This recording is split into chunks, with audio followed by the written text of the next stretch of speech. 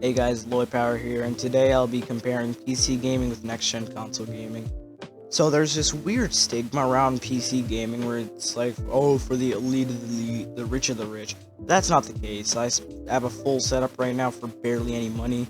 If you cut corners, try to scrape some money, save some money, use some tips from my video how to save money without starving yourself. You should be able to get one for pretty cheap. I'm just gonna get that disclaimer out of the way. And another disclaimer that I'm gonna tell you right now is that you're not subscribed.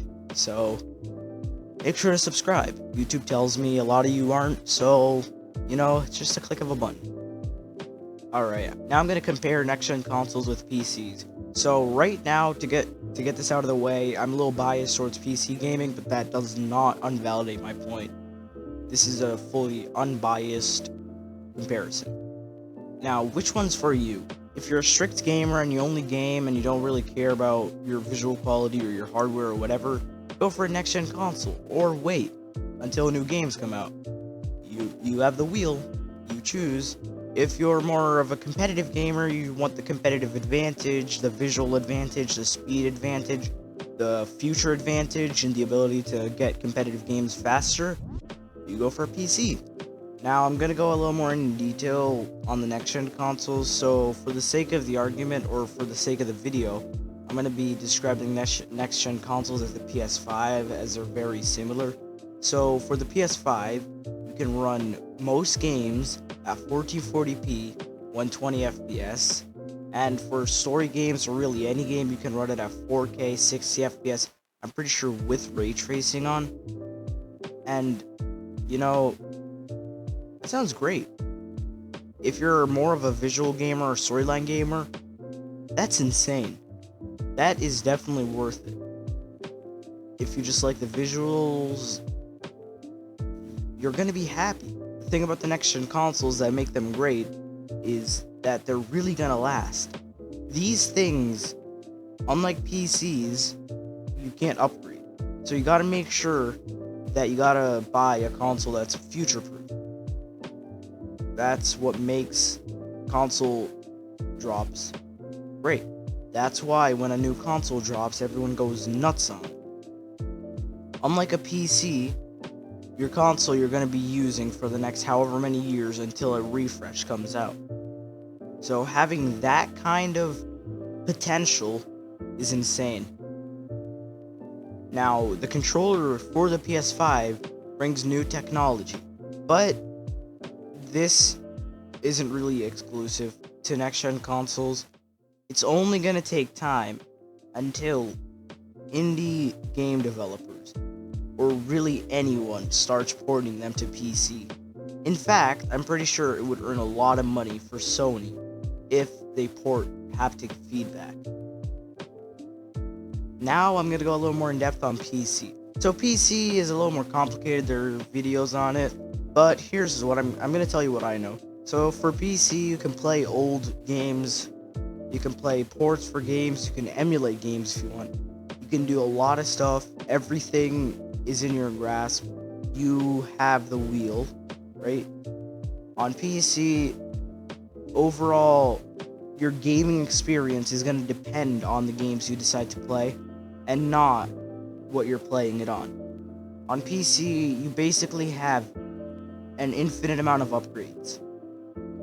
Think of it like this. People say that you can't really upgrade your PC past your motherboard. That's just not correct. The parts in your PC are what makes up your PC.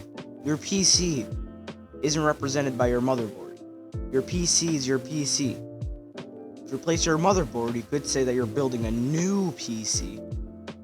But as long as you use the same parts, you're improving your PC. Right now, my motherboard on my computer isn't the greatest thing ever, but it doesn't matter. In a few years, I can just go ahead and upgrade it. I don't really care. It's not going to cost me too much money if I save up. And overall, I can basically carry this boy until the end of time. I can continue this PC until every single part is so slow that I have to upgrade it. And I'm not going to be upgrading a few things. I'm not going to be upgrading my RAM for any time soon. I might upgrade my storage, but not really.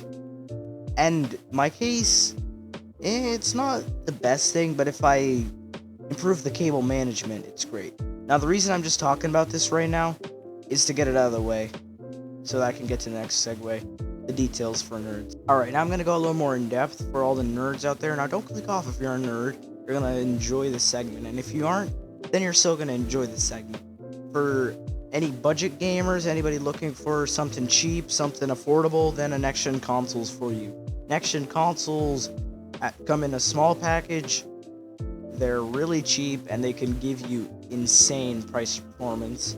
If you're looking for any exclusive games, then usually it's go for the consoles, but the consoles don't have any exclusives. New games generally aren't good. If you're interested in playing old exclusives, then technically speaking, any old game, any old PlayStation game, is exclusive to PC if you're on next-gen consoles. So, final thing, if you're somebody more productive, you're like me, you make videos, you do schoolwork, all that kind of stuff, you don't only game, and you don't only intend to game, then a PC would be recommended, as it saves you a lot of time, and it speeds up all your stuff. Final thing, why is it impossible to get either? Well, it's simple. Scalpers, and now you can't get them. So, yeah, that was just a quick... Can't get graphics cards. Processors are a little annoying to get. And a lot of PC parts are way overpriced. And you just can't get next-gen consoles. So, to conclude, you can't get either, so you might as well like this video and help me get one. Yeah, just kidding. I hope you have a nice day. You can like if you liked, and see ya.